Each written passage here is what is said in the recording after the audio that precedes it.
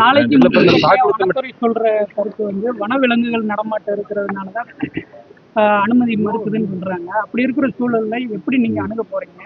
மத்திய அரசினுடைய கட்டுப்பாட்டுல இருக்கக்கூடிய இந்த சாலையில உங்களுடைய அனுமதி எப்படி இருக்கு? நிச்சயமாக அது வந்து வனத்துறைக்கு இந்த சாலையுடைய விஷயங்கள் வந்து புரியும். நம்ம வந்து நிச்சயமாக நம்ம புரியுற மாதிரி நம்ம எடுத்துரைக்கத்தான் வந்து போறோம். எந்த ஒரு விஷயமாக இருந்தாலும் அது மக்களுக்கு பயன்பெறக்கூடிய விஷயமாக இருக்க வேண்டும். அது வனத்துறையாக இருக்கட்டும், எந்த ஒரு துறையாக இருக்கட்டும், முதல் மக்களுக்கு பயன்பெறணும். ஒரு 5000 ஆண்டு காலமாக இப்ப தொழுமாடு மேட்டுல 5000 ஆண்டு காலமாக அந்த மாடு மலையில வனத்துல போய் மேய்ஞ்சிட்டு வரக்கூடிய மாடு. இப்ப இந்த கால சூழ்நிலையில நீ வனத்துக்கே போகக்கூடாது, இந்த மாடு வனத்துக்கே ஏறக்கூடாது அப்படின்னா 5000 ஆண்டு காலம் வராத நோய் நொடி இப்ப வரப்போதா? எது நேச்சரோ எது இயற்கையோ இயற்கையோட இயற்கையா விடணும். இந்த சாலையே கடந்த 200 ஆண்டு காலமாக மக்கள் பயன்பாட்டுல இருந்த சாலை, அதை ஒரு விரிவாக்கம் பண்ணி ஏற்கனவே நமக்கு வந்து 2 மீட்டர் வந்து நம்மளுக்கு இருக்கு. அதை நல்ல ஒரு விரிவாக்கம் பண்ணி ஒரு ஜீப்பு, ஒரு காரு, ஒரு ஆம்புலன்ஸ் போகக்கூடிய வசதி வாய்ப்புல செஞ்சு கொடுங்கன்னு சொல்றோம். புதுசா ஒரு சாலையை அமைச்சு கொடுங்க நம்ம சொல்லல, இருக்கிற சாலையை அமைச்சு கொடுங்கன்னு சொல்றோம்.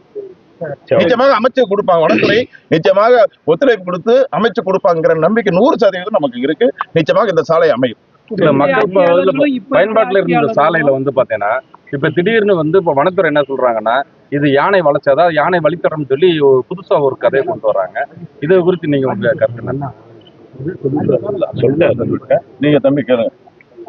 முந்தைய ஆட்சியாளர்களும் இப்ப இருக்கிற ஆட்சியாளர்களும் கோரிக்கை வைக்கிறாங்க. கடந்த ஆண்டு கூட மக்களவை உறுப்பினராக இருக்கக்கூடிய முந்தைய ஆட்சியாளர்கள் கோரிக்கை மட்டும்தான் வச்சாங்க. ஒரு நாள் சமுதாயத்துக்கான பந்து பார்த்துட்டு போறதுல விஷயம் இல்லை. தொடர் முயற்சி வந்து தேவை. எந்த ஒரு விஷயத்துக்கும் தொடர் முயற்சி வந்து தேவை. இப்ப பத்திரிகையாளர் நிறைய பேர் கேட்குறீங்க, அறிக்கை கொடுத்தாங்க, அறிக்கையோட நிற்கக்கூடாது. மக்களுக்கு வந்து சாத்தியம், மக்களா நாங்க இருக்க போறோம். கடந்த ஆட்சியில 50 ஆண்டு காலத்துல இல்லாத 50 ஆண்டுகள் ஊழல் இருந்துச்சு. இப்ப ஊழல முழுவதுமாக ஒழிச்சிருக்கோம். இன்னும் இன்னும் கொஞ்சம் நஞ்சம் இருக்க ஊழலே ஒழிச்சிரும். அரசு துறை அதிகாரிகள் மட்டும்தான், அரசு துறை இல்ல, அரசு அலுவலகங்கள்ல எங்க ஊழல் இருக்காது.